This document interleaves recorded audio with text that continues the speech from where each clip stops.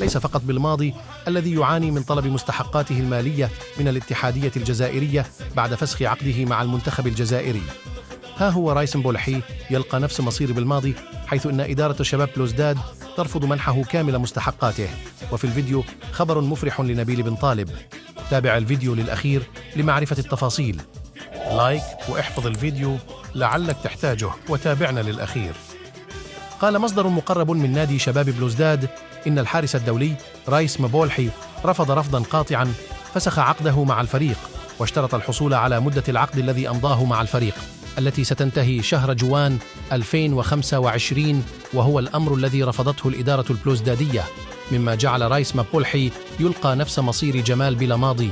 وفي سياق آخر، عاد الدولي الجزائري نبيل بن طالب إلى فريق ليل الفرنسي اليوم السبت، حيث قام بزيارة زملائه في الفريق منذ يوم تعرضه للأزمة